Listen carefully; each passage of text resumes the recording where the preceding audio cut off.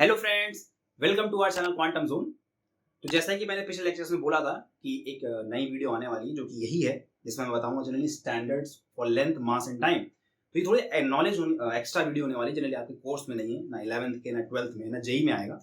Generally ये जो part है ये आपके नॉलेज पर्पज के लिए पता होना चाहिए, बाई चांस अगर कोई पूछ बैठा तो आप उसको आंसर कर पाओ, बता पाओ। ठीक है, तो चलिए फिर स्टार्ट करते हैं।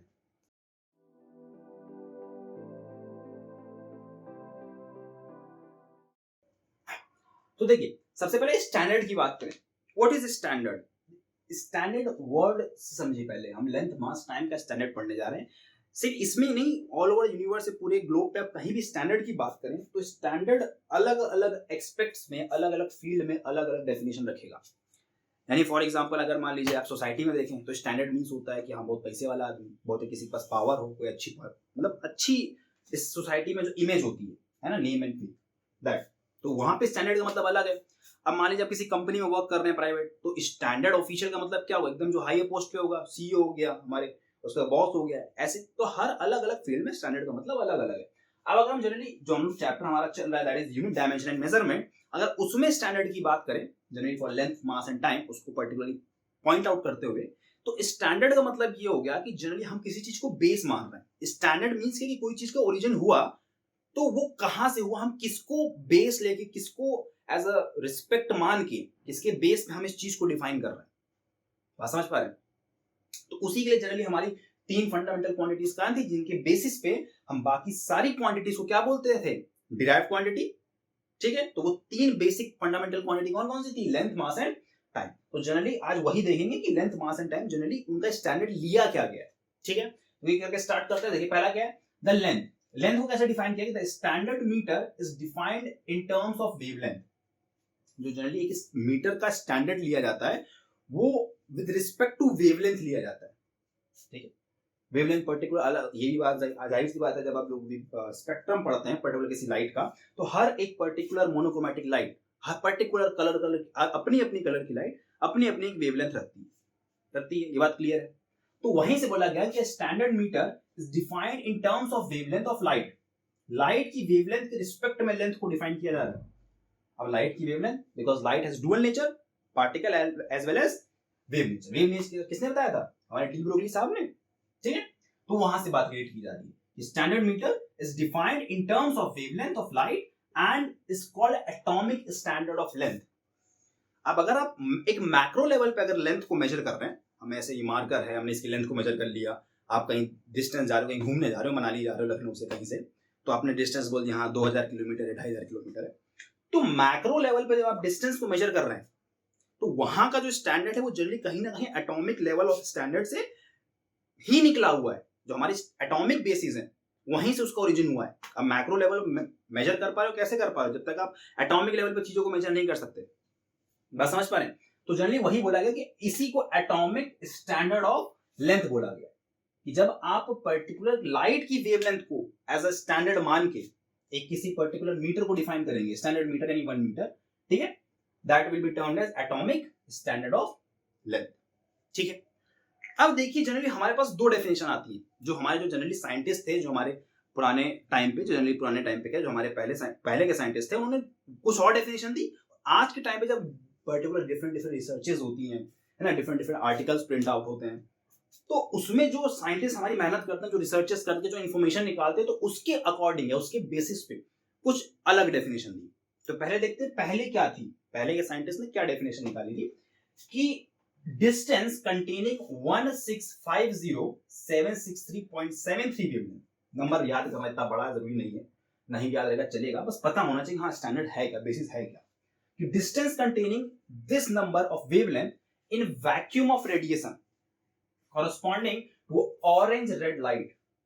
ऑरेंज रेड लाइट, ये ध्यान दीजिएगा, ना ही प्योर रेड लाइट है, ना ही उसकी जो पर्टिकुलर लाइट की वेवलेंथ है वो ना ही रेड लाइट की तरफ शिफ्टेड है, ना ही ऑरेंज लाइट की तरफ शिफ्टेड है। अगर ऑरेंज और रेड का ब्लेंड किया जाएगा, यानी बीच में कोई पर्टिकुलर उसका शेड होगा एकदम मिड में, तो उस लाइट की बात करी जा रही है। Orange red light emitted by an atom of krypton 86। बहुत लोगों को पता है क्रिप्टन 86 क्या है? Generally it is a colourless gaseous element. क्या होता है? Colourless gaseous element. और जनरली किस फैमिली से बिलोंग करेगा? नोबल गैसेस की फैमिली से, नोबल गैसेस, ठीक है। और जनरली स्टेबल होगा, जाहिर सी बात है। और जनरली से एक्यूरेट 86 भी नहीं होता, इट इज अप्रोक्सीमेटली ऑफ 85.961, तो उसको ओवरऑल राउंड फिगर में लिखते हैं krypton 86। It is generally a colourless gaseous atom, generally belongs to a noble gas family. हाँ, एक और चीज, इसको जनरली जो क्रिप्टन 86 है हमारा, इसको हम लोग लिक्विड से एक्सट्रैक्ट कर सकते हैं। We can extract it from liquid using what? A particular method known as fractional distillation. सबने पढ़ा होगा फ्रैक्शनल डिस्टिलेशन, डिस्टिलेशन सबने पढ़ा है, उसी में फ्रैक्शनेटिंग कॉलम ऐड करते थे, तो वो प्रोसेस क्या बन जाती थी हमारी, वो पूरा apparatus फ्रैक्शनेटर, फ्रैक्शनल डिस्टिलेटर बन जाता था। और जो फ्रैक्शनल डिस्टिलेटर हमारा जो प्रोसेस परफॉर्म करके देगा, डिस्टिलेशन करके देगा, that will be termed as fractional distillation. इतनी बात क्लियर है कि क्रिप्टन 86 मेन है कि थोड़ा थोड़ा चीजें पता होनी चाहिए। ऐसा नहीं कह रहा कि हाँ आप सब एकदम में पता ही होना चाहिए, मेन है कि हाँ कुछ स्टैंडर्ड्स लेके दिमाग में थोड़ी थोड़ी आइडिया होना चाहिए, कि कोई पूछे तो आप बता पाए, ठीक है। ये तो बात होगी एंशिएंट टाइम की, एंशिएंट में हमारे जो साइंटिस्ट ने जितनी रिसर्च की थी, उन्होंने क्या डेफिनेशन दिया, क्या बताया उसके अलावा। अब जो मॉडर्न है, जो बाकी उसके बाद फर्दर रिसर्चेस और स्टडीज हुई है, उसके बेसिस पे हमारे देखिए साइंटिस्ट ने क्या निकाल के दिया कि length of the path travelled by light in vacuum in 1/1 299779245 parts of a second.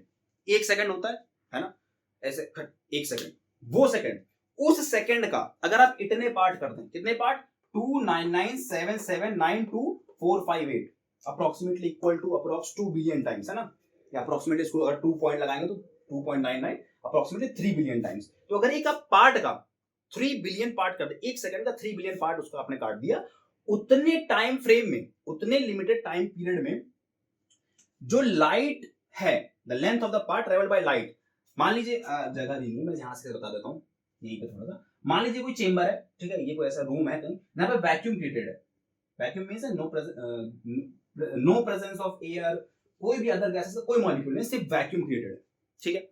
उस वैक्यूम में जब लाइट हमारी, हमने ट्रेवल करा दी इस वैक्यूम लाइट, जैसे स्पेस में क्या है, वैक्यूम है, ठीक है, वहां लाइट ट्रेवल कर रही है, तो the length of the path travelled by light, जब जो हमारी लाइट है वो पर्टिकुलर लेंथ कवर कर ले, और वो लेंथ की कंडीशन क्या होनी चाहिए कि सेकंड के 3 बिलियन पार्ट में वो कवर होनी चाहिए। तो जब वो पार्ट कवर हो गई, तो जितना लेंथ होगी वो पाथ की, उसी को क्या डिफाइन किया जाएगा, एज अ 1 मीटर। इसको स्टैंडर्ड लिया गया, तो standard 1 metre is defined as the length of the path travelled by light in vacuum in this much part of a second. Second के 3 बिलियन पार्ट में जब लाइट जो हमारी है वो ट्रेवल करेगी, वो travelling distance will be equal to the length of 1 metre. इतनी बात क्लियर है? तो लेंथ का कंसेप्ट हो गया, ठीक। और जनरली याद आपको कौन सा रखनी है, मॉडर्न। जनरली भाई साइंटिस्ट दे रहे हैं, अभी जो रिसेंट स्टडीज और रिसेंट रिसर्चेस हुई है उसके बेसिस पे ये डेफिनेशन निकाल के दी गई है, ठीक है। चलिए नेक्स्ट देखिए, नेक्स्ट बात करते हैं मास की। नेक्स्ट बात करते हैं मास की, कि मास को जनरली कैसे स्टैंडर्डाइज किया गया, क्या स्टैंडर्ड के बेसिस पे उसको डिफाइन किया गया। लिखा गया कि the mass of a cylinder made of platinum iridium alloy, platinum and iridium alloy. Platinum का एटॉमिक नंबर कितना होता है, Z कितना होता है, 78, क्लियर है। और इरिडियम उसके जस्ट पहले, तो कितना होगा, 77। प्लैटिनम का एटॉमिक वेट कितना होगा, यानी A, that is 195, and iridium का 192। इतना क्लियर है, ठीक है। तो the mass of a cylinder, mass को डिफाइन किया जा रहा है एज अ स्टैंडर्ड। स्टैंडर्ड में कह रही है कोई सिलेंडर है, ठीक है, बना किसका है, प्लैटिनम इरिडियम एलॉय, प्लैटिनम और इरिडियम के एलॉय से बना हुआ सिलेंडर है, that is kept at international bureau of weight and measure. Generally एक एसोसिएशन है, कहां पे है ये, international bureau of weight and measure, generally इसको BIPM भी बोलते हैं, BIPM। ये सिचुएटेड है कहां पे, पेरिस में। पेरिस के नाम सुनते हैं, एफिल टावर है, लंदन, पेरिस है, ठीक है। तो the mass of a cylinder made of platinum iridium alloy kept at International Bureau of Weight and Measure, that is located at Paris, is defined as 1 kg। यानी platinum और iridium के alloy से बना हुआ सिलेंडर का जो weight होगा, और वो वेट कब मेजर किया जा रहा है, जब वो देखो ये जो लिखने का मतलब है international bureau of weight and measure पे रखा गया है, वहां रखने का मतलब क्या, उसको वहां एक स्टैंडर्ड कंडीशन में रखा गया होगा, पर्टिकुलर कोई टेम्परेचर होगा, कोई प्रेशर मेंटेन करके रखा होगा, कोई पर्टिकुलर वैक्यूम क्रिएट कुछ भी किया गया होगा, इसलिए इसको मेंशन किया गया कि एट इंटरनेशनल ब्यूरो वहां रखा गया है, वहां कोई स्पेसिफिक स्टैंडर्ड कंडीशन है ना, उस कंडीशन में जो हमारा एक सिलेंडर होगा जो किसका बना है, प्लैटिनम इरिडियम एलॉय का, उसका जो वेट होगा that will be equal to और इक्विवेलेंट टू 1 kg। बात क्लियर है? तो उसको हम एज अ स्टैंडर्ड लेंगे 1 kg। और जनरली हम लोग जो 7 फंडामेंटल क्वांटिटीज पढ़ते हैं, that is length, mass, time, temperature, electric current, amount of substance and luminous intensity, उसमें जब हम मास की यूनिट लिखते हैं that is kilogram, kg define करते हैं ना स्मॉल kg सिंबल से, ठीक है, तो 1 kg के बराबर होगा। और देखिए क्या लिखा है, अगर इस एटॉमिक स्केल की बात करें, अभी मैंने बोला कि माइक्रो लेवल पे जब कुछ मेजर कर रहे हैं तो जाहिर सी बात है उसकी कुछ एटॉमिक स्केल भी होगी, ठीक है, तो एटॉमिक स्केल में क्या बोला गया, 1 kg is equivalent to the mass of this much atoms, यानी 5 इनटू, अगर मैं ये 0.018 को नेगलेक्ट भी कर दूं तो अप्रोक्सीमेटली 5, लेकिन स्टैंडर्ड है तो मुझे मेजर करना पड़ेगा, दैट इज 5.0188, ठीक है, बाकी मैथ्स कैलकुलेशन करते तो डेसिमल के बाद 0 है तो उसको बाकी हटा देते, यहां नहीं हटेगा क्योंकि स्टैंडर्ड ले रहे हैं ना, स्टैंडर्ड की बात कर रहे हैं, स्टैंडर्ड पढ़ रहे हैं तो स्टैंडर्ड लेना पड़ेगा। The mass of this into 10 to the power 25 atoms of C612, what is this C612, ये क्या है, कार्बन का आइसोटोप है, this is isotope of carbon. Isotopes क्या होते हैं, same atomic number different mass number. तो अगर मैं C6 कार्बन के आइसोटोप्स की बात करूं, 3 आइसोटोप्स होते हैं, कौन कौन से, C612, दूसरा C613 and C614, these are the 3 isotopes of carbon होते हैं, ठीक है, नहीं पता तो पता चल गया, वेरी नाइस। तो एटॉमिक स्केल की बात करें तो एटॉमिक स्केल को क्या बोला कि 1 kg will be defined as the mass of this much atom of carbon 12 isotope, यानी कार्बन 12 आइसोटोप के अगर मैं इतने सारे एटम्स ले लूं, कितने, 5 into 0118 into 10 to the power 25, या 5 into 10 25 टाइम्स 0 लगा दूं और उतने एटम्स में कार्बन 12 आइसोटोप के ले लूं और उसको मेजर करूं इन एटॉमिक मास यूनिट, तो उसका जो वेट निकलेगा दैट विल बी इक्विवेलेंट और taken as a standard of 1 kg और 1 किलोग्राम। इतनी बात क्लियर है? तो लेंथ और मास की कहानी भी पढ़ गई, वेरी नाइस, बहुत बढ़िया। नेक्स्ट देखिए दैट इज टाइम। अब लेंथ मास का स्टैंडर्ड लिया गया तो जाहिर सी टाइम का भी लिया जाएगा, तो टाइम को देखिए कैसे डिफाइन किया गया है। 1 second is defined as the time interval of 9192631770 vibration of radiation in cesium-133 atom. Again, this cesium-133 atom is isotope of cesium. Again, a stable element. ठीक है, तो जो cesium-133 एटम है वो जब इतने वाइब्रेशन परफॉर्म करेगा, वाइब्रेशन कितने हैं, 9192631770, जब cesium-133 एटम इतने वाइब्रेशन एक पर्टिकुलर इंटरवल ऑफ टाइम या फ्रेम ऑफ टाइम में परफॉर्म कर ले, वही frame of time, that frame of time will be considered और रिफर्ड एज 1 सेकेंड। समझ गए? यानी जब cesium-133 एटम कितने वाइब्रेशन परफॉर्म कर ले, 9192631770, जितने टाइम फ्रेम में, जितने पीरियड ऑफ टाइम में ये वाइब्रेशन उसने कर लिए परफॉर्म, वही उतने टाइम पीरियड को क्या डिफाइन कर दिया जाएगा, as a standard of 1 second. ठीक है, अब this radiation corresponds to the transition between 2 hyperfine levels of ground state of caesium. देखिए हाइपरफाइन लेवल क्या होता है, जनरली हम लोगों ने ट्रांजिशन पढ़ा है, ठीक है, ग्राउंड स्टेट से n = 1 n = 2, ठीक है, प्रिंसिपल क्वांटम नंबर जहां n डिफाइन करता है ना, उसमें जब एटम से इलेक्ट्रॉन, जो हमारे फ्री इलेक्ट्रॉन्स होते हैं, वो जनरली जब एमिट होते हैं, ट्रांसमिट होते हैं, ठीक है, ट्रांजिट करते हैं, वहां की बात हो रही है। तो जनरली जो ग्राउंड लेवल है, जनरली जब आगे आप और हायर केमिस्ट्री पढ़ेंगे, एटॉमिक केमिस्ट्री, तो उसमें जो हाइपरफाइन लेवल है, जो ग्राउंड स्टेट से जब कोई इलेक्ट्रॉन किसी n = 1 या n = 2 में जब ट्रांजिट कर रहा है, ठीक है, ट्रांजिशन हो रहा है, तो जनरली पहले डायरेक्ट ग्राउंड स्टेट से n = 1 में नहीं होता, पहले हाइपरफाइन लेवल्स जब होती हैं ग्राउंड, ऐसे मान लीजिए सिंपल वे में समझने के लिए कि हाइपरफाइन लेवल्स क्या मतलब, ग्राउंड स्टेट के अंदर भी एकदम छोटे-छोटे लेवल्स हैं, तो पहले ग्राउंड स्टेट से उन हाइपरफाइन लेवल में वो इलेक्ट्रॉन ट्रांजिट होंगे, देन n = 1 और बाकी अदर एक इंटीग्रल हमारे जो लेवल्स होते हैं प्रिंसिपल क्वांटम नंबर के बेसिस पे n = 1 2 3 and 4 and so on, उसमें जाके बैठ जाएंगे या उसमें जाके सिचुएट हो जाएंगे, ट्रांजिट हो जाएंगे। ठीक है, ये स्टैंडर्ड याद होना है टाइम का कि a second is defined as the time interval of 9192631770 vibration of cesium-133 atom. नीचे हाइपरफाइन वाला कॉन्सेप्ट अगर चीज नहीं भी याद रहेगी तो इतना चले, लेकिन हाँ ऊपर ये 1 सेकंड वाला जरूर याद होना चाहिए। ठीक है, सीजियम 133 एटम जब इतने वाइब्रेशन जिस टाइम फ्रेम में परफॉर्म कर लेगा उसी टाइम फ्रेम को क्या हम स्टैंडर्ड देंगे एज अ 1 सेकंड। क्लियर है? ठीक है, तो ये तो बात हुई लेंथ मास एंड टाइम की स्टैंडर्ड की। ठीक है, कुछ नया लगा सीखने को, लगा ना? ठीक। अब देखिए कुछ बात करते हैं प्रैक्टिकल यूनिट्स की, बात करते हैं प्रैक्टिकल यूनिट्स की। ठीक है, तो इसको पहले नोट कर लीजिएगा अगर आपको नोट करना हो तो। ठीक ठीक है, तो नेक्स्ट देखिए अब बात करते हैं प्रैक्टिकल यूनिट्स ऑफ टाइम की। ठीक है, कि एक्चुअल देखिए यूनिट्स ऑफ टाइम की नहीं, जैसे यूनिट्स ऑफ फिजिकल क्वांटिटीज जो हमारे पास जनरली तीन हमारी फंडामेंटल क्वांटिटी थी। अब प्रैक्टिकल मींस क्या, जो एक्चुअली रियल वर्ल्ड में practically we are using, we are applying, generally वो यूनिट्स कुछ देखेंगे। ठीक है, देखिए कौन कौन सी। लेंथ की केस में पहली बात करें तो that is 1 Fermi, it is also denoted as 1 fm, not frequency modulation, that is capital fm. Small fm, 1 fm is 10 to the power minus 15 metre. अब जनरली जो प्रैक्टिकल यूनिट मैंने क्यों बोली, तो ये 1 फर्मी का यूज कहां है, कहां आप रिलेट कर पाएंगे जनरल रियल लाइफ में।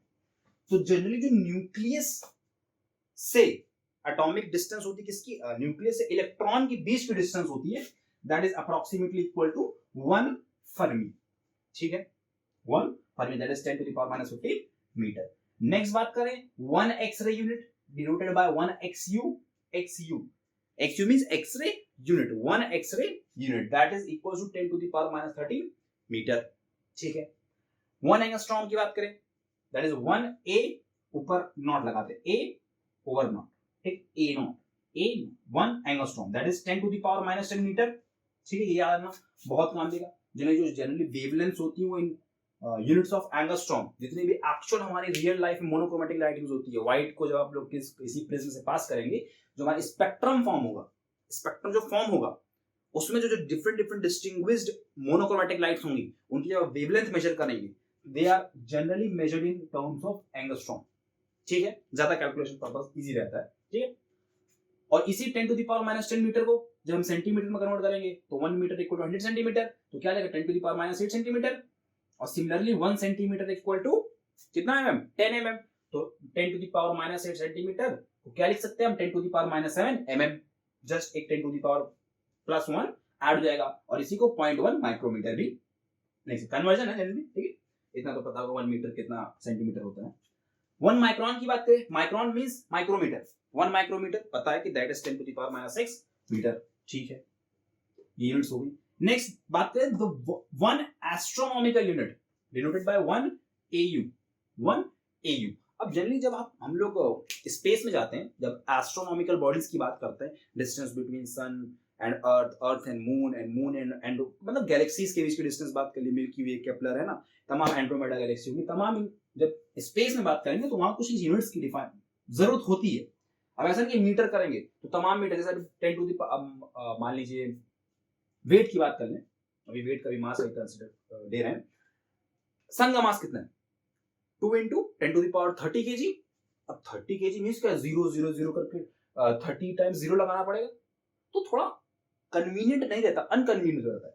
तो उसके लिए क्या डिफाइन किया as a standard unit, that is astronomical unit. होती कितनी है, that is 1.49 into 10 to the power 11 metre, 1.49 into 10 to the power 11 metre. Approximation लेंगे तो 1.5 बोल सकते हैं, और इसी को आप बोल सकते हैं 10 to the power 8 किलोमीटर। अब जहां भी हम 8 बार 0 देखेंगे उसको हम एज अ 1 AU रिप्लेस कर सकते हैं, तो कितना इजी हो गया, 10 to the 8 बार 0 दिख रहा है, पूरा हटा के लिख दिया 1 AU, अंडरस्टूड रहेगा कि हाँ 1 astronomical unit is approximately equal to 10 to the power 8 kilometre. Next देखिए, अब बात करते हैं लाइट ईयर की। लाइट ईयर जनरली हमारे स्पेस में जो बड़ी बड़ी हेवनली बॉडीज हैं, प्लैनेट्स के बीच की डिस्टेंस होगी, planet to sun, sun to different stars, है न्यूट्रॉन स्टार्स, तमाम जितनी भी चीजें उनके बीच की डिस्टेंस निकालनी है, उनको मेंशन करना है, तो स्टैंडर्ड लिया जाता है लाइट ईयर का। तो 1 लाइट ईयर कितना होता है 9.46 into 10 to the power 15 metre, यानी जहां भी 10 to the power 15 यानी 15 टाइम्स 0 देखिए किसी डिस्टेंस का, किसी जैसे मान लीजिए 2 है, 15 टाइम्स 0 दिख रहा, 15 टाइम्स 0 को हटा दीजिए, उसे क्या लगा दीजिए लाइट ईयर, 1 लाइट ईयर। तो क्लियरली जो 2 15 टाइम्स 0 था in metres, it will converted as only 2 light year. कितना इजी हो गया कैलकुलेशन पर्पस के लिए। ठीक है, तो 10 टू द पावर 15 मीटर। अब 1 पार्सेक की बात करें, ये भी एक प्रैक्टिकल यूनिट है for measuring the distance between two stars, two galaxies, ठीक है। तो 1 पार्सेक कितना होता है, 1 PC, this not personal computer है ना, पीसी पार्सेक डिनोशन है, सिंबल है, ठीक है, PC 1 PC equal 3.26 light year, 3.26 light year, यानी 1 लाइट ईयर में इतने मीटर, 1 पार्सेक में इतने लाइट ईयर। अगर मैं 1 पार्सेक में कितने मीटर की बात करूं, कितना बन जाएगा, 3.26 into 9.46 into 10 to the power 15 metre. जो कैलकुलेट कर लेंगे तो 1 पार्सेक की value in terms of metre भी आपको मिल जाएगी। इतना क्लियर है। तो जनरली इतनी यूनिट्स थी हमारी लेंथ में, जो जनरली हम जो प्रैक्टिकल यूज करते हैं, बाकी और भी यूनिट्स होती है, मीटर, सेंटीमीटर है, किलोमीटर, तमाम होती, वो जनरली मैं जो भी 2 लेक्चर्स बना देखे होंगे अगर आप लोगों ने, तो उसको उसमें डिस्कस किए, ठीक है। तो ये बात होगी लेंथ की। नेक्स्ट देखिए मास की बात करते हैं। मास के सबसे पहले यूनिट होती है दैट इज चंद्रशेखर यूनिट, बहुत अच्छी यूनिट है चंद्रशेखर यूनिट, जिन्हें जो हमारे इंडियन एस्ट्रोलॉजिकल प्रोफेसर थे, फिजिसिस्ट थे, कौन, सुब्रमण्यम चंद्रशेखर, ठीक है, सुब्रमण्यम चंद्रशेखर, उनके नाम पर यूनिट का नाम रखा गया क्योंकि उन्होंने ये यूनिट की डिस्कवरी की थी। अब ये एक्चुअल है क्या, देखो, जब कोई एक सन या कोई भी एक स्टार जब ब्लास्ट होता है, जब कोई एक सन या स्टार कोई ब्लास्ट होता है, तो जनरली जितना उससे सुपरनोवा निकल रहा है, सुपरनोवा समझते हो, नहीं समझते हो, जैसे जनरली बहुत सारी चीजें होती हैं एस्ट्रोनॉमिकल स्पेस में बात करेंगे, सुपरनोवा है ना, किंक्रीज, केप्लर्स, बहुत सारी चीजें होती हैं। तो जनरली इन्होंने इतना डिफाइन किया था, इतना जानू कि जब कोई मान लो स्टार है, वो ब्लास्ट किया, अब वो ब्लास्ट करने के बाद ऐसा या तो डॉर्फ स्टार बनेगा, डॉर्फ मींस छोटा स्टार, ऐसा मतलब छोटा स्टार, या तो कोई डॉर्फ स्टार क्रिएट करेगा, डॉर्फ स्टार, या तो 2 पॉसिबिलिटीज और हैं, या तो एक न्यूट्रॉन स्टार फॉर्म कर ले, ठीक, या तो ब्लैक होल क्रिएट कर ले। बात क्लियर है। तो इन्होंने ये बोला था कि whenever a massive star is blasted or when die means blast, जब कोई अच्छा खासा स्टार जब डाई कर जाता है, मर जाता है, यानी ब्लास्ट हो जाता है, खत्म हो जाता है, it is converted into dwarf star, ठीक है, और उस डॉर्फ स्टार की कंडीशन बनती है कि न्यूट्रॉन स्टार ब्लैक होल में कन्वर्ट हो जाए, वो तो बात की बात है। इस डॉर्फ स्टार का जो मास होगा that is approximately equal to 1.4, it is approximately 1.44 times the mass of the sun. जो वो डॉर्फ स्टार होगा, हमारा स्टार व्हाइट डॉर्फ स्टार बोलते हैं, जनरली व्हाइट कलर का डॉर्फ स्टार होता है मैक्सिमम 98% केसेस में, जो जनरली स्पेस में फॉर्म होते हैं। तो उसका जो मास होगा that is 1.44 times the mass of sun. Mass of sun कितना है, 2 into 10 to the power 30 kg। तो डॉर्फ स्टार का मास होगा कितना होगा, 1.44 into 2, तो कितना बन जाएगा, 2.88 into 10 to the power 30 kg। Subramaniam Chandrashekhar ji का बहुत बड़ा रोल था, जिन्होंने चंद्रशेखर यूनिट दी।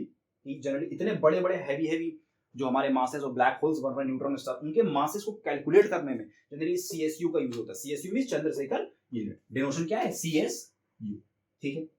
ज्यादा नहीं, थोड़ा वजन नहीं, ज्यादा नहीं, बाकी जितना है तो एक्स्ट्रा वीडियो ऐसी भी है, लेकिन इतनी चीजें पता होनी चाहिए, इसलिए मैं बता दें, ठीक है। नेक्स्ट बात करते हैं 1 मेट्रिक टन। टन सुना होगा सबने, 1 टन, 2 टन, 2 टन लोहा, 2 टन प्लास्टिक, है ना, तो वो वाला टन। तो 1 metric tonne is equals to 1000 KG, ठीक है। क्विंटल भी सुना होगा, 1 क्विंटल इक्वल टू 100 केजी। ऐसा प्रैक्टिकल जनरली कहीं ना कहीं आपने सुना होगा, क्विंटल, 1 क्विंटल की बोरी, 1 क्विंटल गेहूं की बोरी, 1 क्विंटल आटे की बोरी, चावल की बोरी, तो वो क्विंटल उसमें कितना होगा, 100 केजी। नेक्स्ट बात करें एटॉमिक लेवल पे, that is atomic mass unit. Generally electrons और प्रोटॉन्स के उस केस में बात करेंगे। एटॉमिक मास यूनिट तो कितनी होती है, 1.67 into 10 to the power minus 27 kg। कितनी होती है, 1.67 into 10 to the power minus 27 kg। ये भी केमिस्ट्री की 9th क्लास की बुक में दिया है, जो chemical reaction and equation chapter है, उसमें दिया है, जहां मुझे याद है, ठीक है। नेक्स्ट बात करें, लेंथ हो गया, मास हो गया। नेक्स्ट डिस्कस करते हैं टाइम।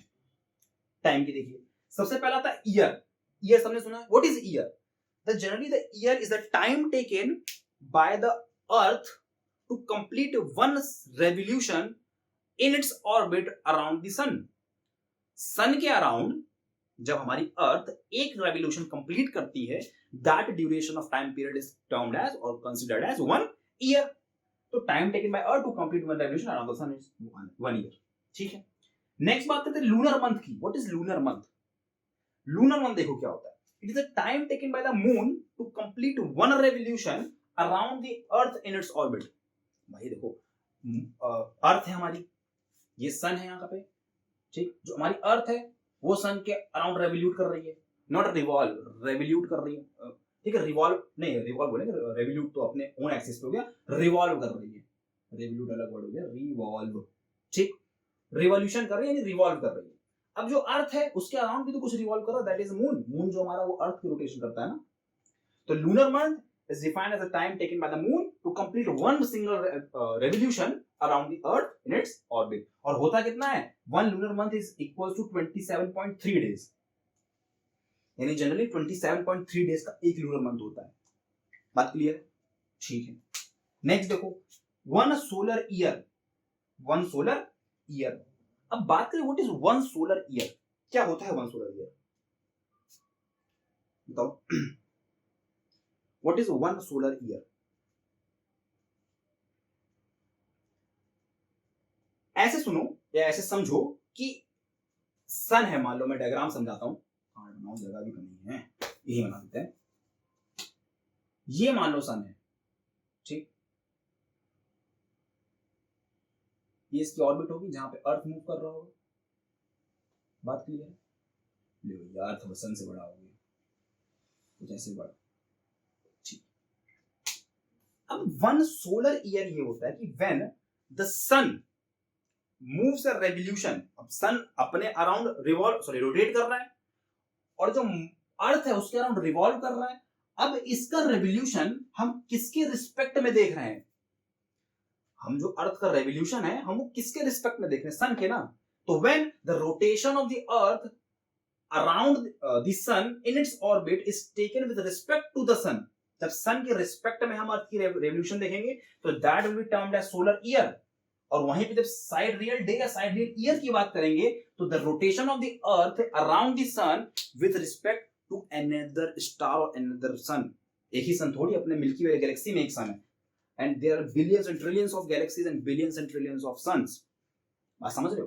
तो जब हम किसी अपने अर्थ की revolution with respect to another sun देखेंगे, ठीक है, तो वो क्या बन जाएगी, साइडरियल ईयर। अब बात करें डे की, what is solar day and sidereal day, तो ये रिवोल्यूशन हो गया। अब अर्थ अपने एक्सिस के अराउंड रोटेट भी करती है अपने एक्सिस के अराउंड रोटेट कर दी। तो when the rotation of earth around its own axis is taken with respect to sun, it is termed as solar day. Solar year क्या है कि रिवॉल्व कर रही विद रिस्पेक्ट टू सन, तो सोलर ईयर रिवॉल्व कर रही around the sun with respect to another sun, तो हो गया solar sidereal year. Solar day क्या होगा, लिख देता हूं, कहीं ऐसा मैंने लिखा, हाँ सोलर डे लिखा है, सोलर डे। सोलर डे क्या होगा, when earth is rotating around on its own axis with respect to sun, then it is termed as solar day. And when this earth rotates on its axis with respect to another sun, किसी और दूसरे सन के respect में जब करेंगी तो उसे क्या बोलेंगे, साइडरियल डे। क्लियर है, ठीक है।